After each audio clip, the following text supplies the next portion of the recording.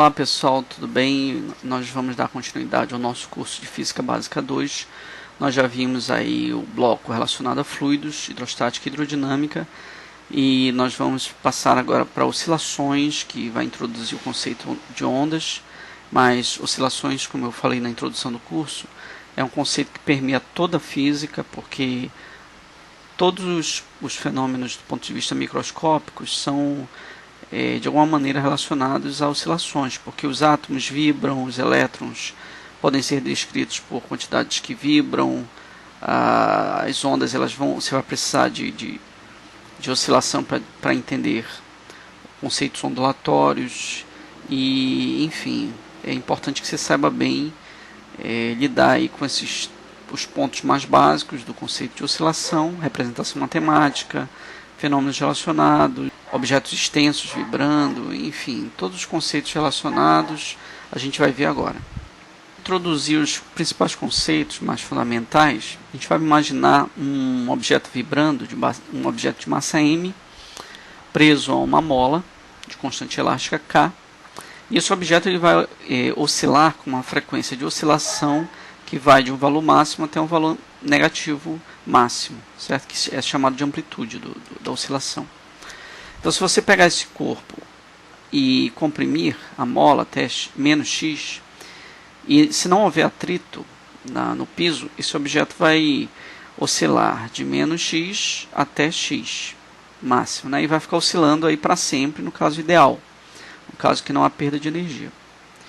Então, se você olhar esse movimento ao longo do tempo, tá? Você pode, imagina que você apertou, vai largar, o objeto vai se deslocar até zero. Aí você vai começar a contar o tempo zero a partir desse ponto, certo? Só para efeito didático mesmo. Então, nesse caso, o bloco ele vai se deslocar até uma posição máxima. Isso aqui, esse eixo horizontal representa o espaço, né? E aqui ao longo do eixo vertical, as diferentes posições do bloco ao longo do tempo. Então esse bloco vai se deslocar até uma posição máxima e depois ele vai voltar puxado pela mola. E aí ele vai então ter uma velocidade negativa indicada aqui, certo? Vai chegar novamente à posição de origem, a mola, ou melhor, pela inércia ele continua se movimentando e comprimindo a mola, até que ele comprime completamente a mola e aí vai ter somente energia potencial elástica da mola armazenada e vai parar, certo? Então a velocidade dele vai ser zero. Então ele vai, novamente a mola vai empurrar esse bloco, ele vai se deslocar até novamente a posição zero com velocidade positiva, né?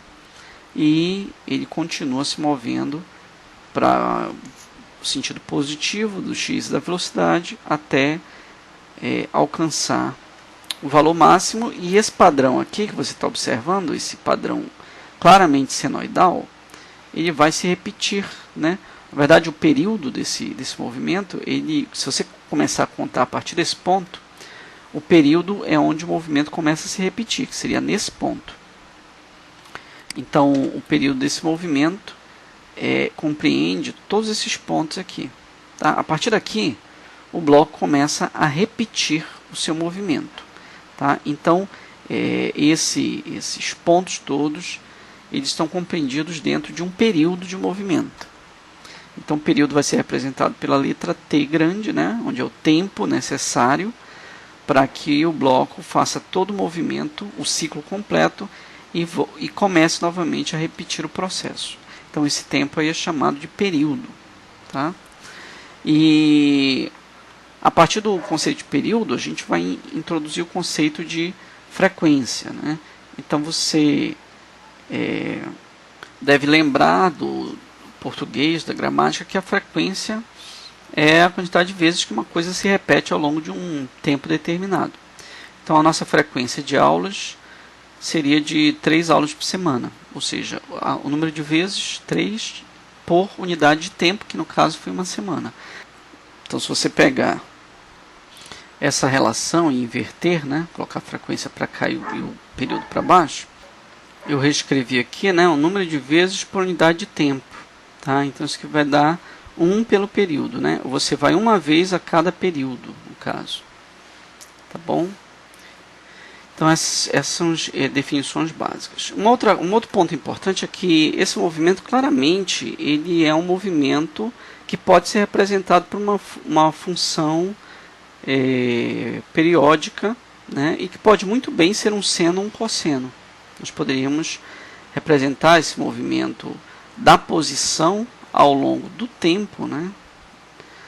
Por uma função senoidal ou cossenoidal. Então, nós vamos escolher uma função cossenoidal e nós vamos explicar daqui a pouco qual a origem. Essa função seno-cosseno, na verdade, ela é originada da solução da equação de movimento, da equação de Newton, desse problema, mas por enquanto nós vamos ver isso só de um ponto de vista fenomenológico. Tá? Tem que ser uma função que seja periódica e o seno ou o cosseno são boas respostas para isso. Então, a posição como função do tempo, ela é dada por essa relação, certo? Vamos começar a determinar essas coisas. Então, para esse sistema que nós estamos estudando, que é um bloco preso a uma mola, a equação de movimento, a equação de Newton, vai ser força igual a massa vezes aceleração, certo? A força resultante. Só há uma força aqui atuando nesse bloco, que é a força da mola. Tá? E ela é, pela lei de Hooke, representada por menos kx, onde esse menos representa o fato de ser uma força restauradora. Antes de continuar, vamos entender bem esse sinal menos. Então, se você olhar para esse bloco nessa posição, a força, a partir do ponto zero, ela vai estar tentando restaurar o bloco para a posição original dele, certo? Para o zero. Toda vez que o bloco estiver para o lado direito, a mola faz força para o lado esquerdo. Ela quer restaurar o movimento, certo? Então, quando o x é positivo, a força é negativa, né? Olha, para cá é o sentido positivo, certo? Então, sendo x positivo, a força é negativa. Então, essa equação representa bem isso. Agora, quando o bloco está do lado de cá, a força, a mola está empurrando ele. Então, quando o x é negativo, a força tem que ser positiva. Então, quando você substitui aqui o x por um valor negativo, menos com menos vai dar mais. E aí vai dar uma força positiva, ou seja, uma força que empurra o bloco para frente. Dá uma pausa e pensa bem nisso que eu falei. Ouve de novo e pensa novamente, tá? Toda vez que o x for menos aqui, vai dar mais. E a força está empurrando o bloco para frente. Muito bem, continuando. Pela segunda lei de Newton, a força resultante é igual a massa vezes a aceleração. Então a gente vai transformar isso numa equação diferencial, substituindo a aceleração pela derivada segunda da posição. E pegando esse termo negativo, jogando para o lado de cá. Vai ficar zero de um lado e vai ficar positivo aqui do outro. Então você tem uma equação diferencial homogênea, né, de primeira ordem, e você vai resolver essa equação. Quando você aplicar aí os métodos de solução, facilmente você vai chegar a um resultado cossenoidal. Então, para demonstrar isso, nós vamos pegar uma solução genérica, onde eu tenho uma função cossenoidal, né, onde nós vamos ter aqui as constantes. Eu sei que x é uma função do tempo, então vou colocar uma constante ômega aqui e uma outra constante a, para a gente fazer o teste, para ver se realmente é uma solução da equação. Eu vou chamar de equação 1 aqui em cima. Então, se você pegar essa solução proposta e derivar uma vez, você vai ter a derivada do cosseno, que é menos seno, né? Então, o menos está aqui fora. Na verdade, você vai, quando você deriva, por exemplo, o cosseno de u dt, você viu lá em cálculo que o resultado vai ser o menos seno de u du dt, onde aqui a gente vai estar chamando u de ômega t. Então, nesse caso aqui, como é que nós vamos... Qual vai ser o resultado? Vai ser o seno de ômega t, a derivada disso aqui, que vai ser ômega, né? E o menos aqui na frente, e o a é uma constante, permanece. Agora, nós vamos, para a gente poder substituir nessa equação, na equação diferencial que a gente está estudando, nós vamos derivar de novo, para encontrar a segunda derivada.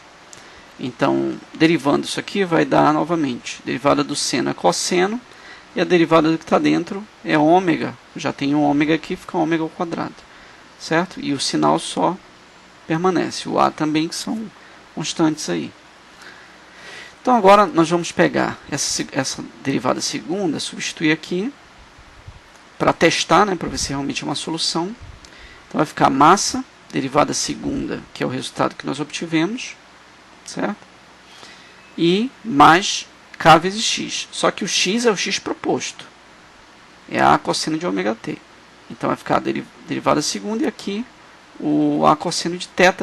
Eu estou chamando θ de ômega t nesse caso aqui. Tá? Estou definindo aqui θ como ômega t. Certo? Que foi o u, na verdade, né, que eu chamei ainda há pouco. Então, essa equação ela tem que se sustentar por si só.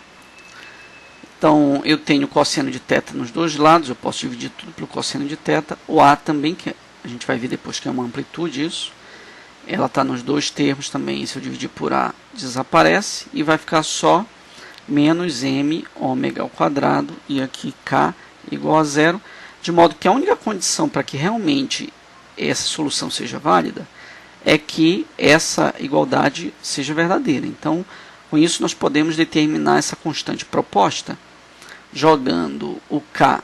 Como é que a gente pode fazer? Joga o k para o outro lado negativo, depois multiplica por menos 1, fica os dois lados positivos, e depois a gente tira a raiz dos dois lados. O resultado vai ser raiz de k sobre m. E nós vamos interpretar isso daqui a pouco como uma frequência angular de movimento. Mas o que nós queremos ver aqui nesse momento é que essa solução proposta ela se sustenta, né? Ela realmente ela satisfaz a equação desde que ômega seja raiz de k sobre m. Aí você pode perguntar, professor, você falou que o seno também é uma solução. Então vamos colocar uma outra solução aqui, que seria b seno de ômega t, onde ômega nós já sabemos, né, quanto é que ele vale, e se isso aqui for uma solução, a gente tem que chegar ao mesmo resultado. Tá? Então, naturalmente, eu vou deixar como exercício para que você faça isso e observe que isso aqui é também uma solução. Isso aqui é facinho, igual como nós fizemos no caso do x1. E uma regra da solução de equação diferencial é que a soma de duas soluções também deve ser uma solução da equação diferencial. Então, é demonstrado facilmente que x1 e x2, ou seja, uma função de cosseno e uma função de seno, são soluções da equação, então a equação geral vai ser a soma, né, dessas duas soluções. Então, quem seriam as soluções? A cosseno de ômega t mais b seno de ômega t. Então, a gente pode usar a relação trigonométrica que a soma, né, de a cosseno alfa mais b seno alfa, né, a gente pode usar essa relação trigonométrica aqui, né, que relaciona o cosseno de a mais b como sendo cosseno de a cosseno b menos o seno a seno b. Então, para usar essa relação, nós vamos fazer um pulo do gato. A gente vai chamar essa constante a de a cosseno φ, certo? E essa constante b nós vamos chamar de menos a seno φ. O a gente substitui por a cosseno φ e o b por b seno φ. E essa equação está nessa forma aqui, dessa igualdade trigonométrica, que é tabelada. Opa, fiz uma correção, aqui é a. Colocando a em evidência, vai ficar exatamente dessa forma, e esse resultado vai dar a vezes o cosseno de a mais b, né, que seria ômega t mais φ, certo? Então, essa é a solução geral, porque essa solução ela acaba englobando tanto a solução senoidal quanto a solução cossenoidal. Basta você escolher o φ adequado.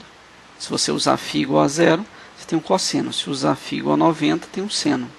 E você pode ter uma função intermediária, usando um φ qualquer.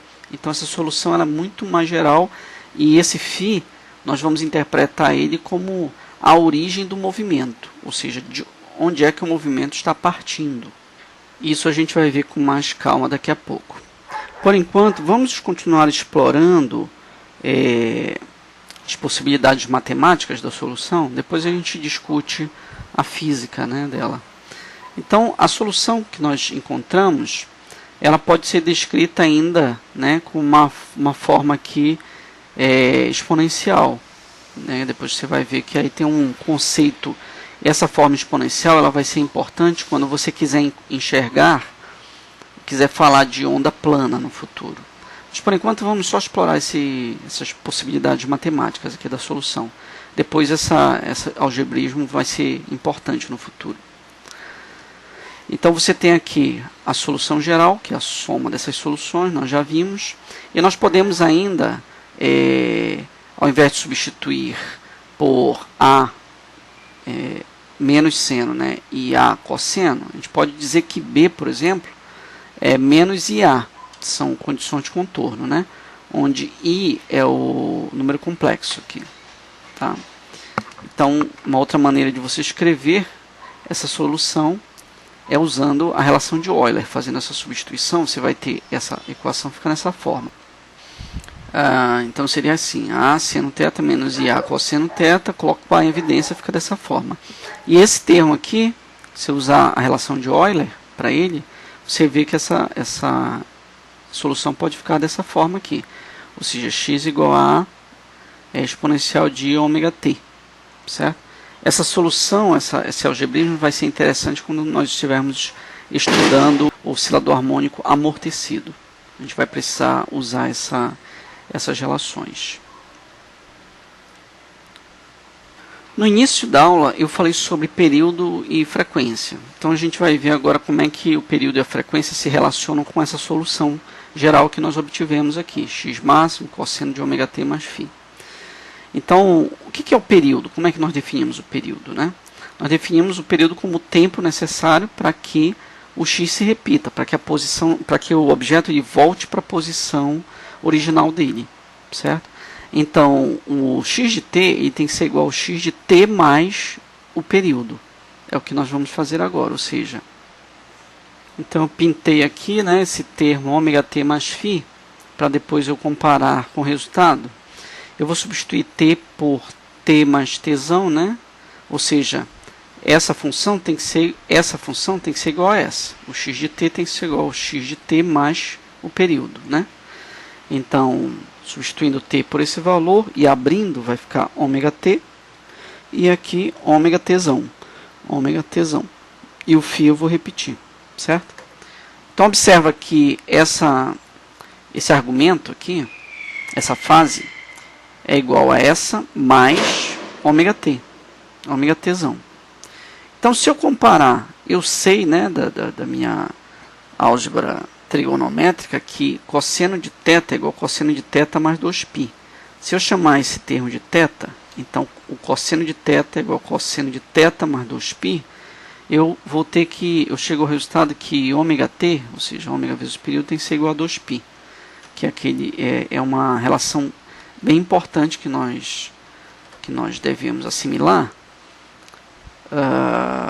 de modo que o período vai ter uma relação com a frequência angular, que nós já definimos, né, do resultado. Nós sabemos que ômega é raiz de k sobre m. Então o período vai ser 2π sobre ômega, e nós sabemos que o período é o inverso da frequência, então essas grandezas vão estar todas correlacionadas, né? De modo que a frequência angular vai ser 2π sobre o período, e isso aqui é uma relação que a gente já conhecia. Tá bom? Então essas pequenas relações, elas vão ser muito úteis no futuro. É importante a gente assimilar bem todas elas e saber a origem, né? A origem delas que vem exatamente da solução geral do oscilador harmônico. E a gente vai continuar a discutir melhor isso na próxima aula. Já chegou aqui em 20 minutos. E eu peço que você, se não entendeu, assista o vídeo novamente. E você pode tirar as dúvidas na nossa sala virtual. tá bom? Então, bons estudos.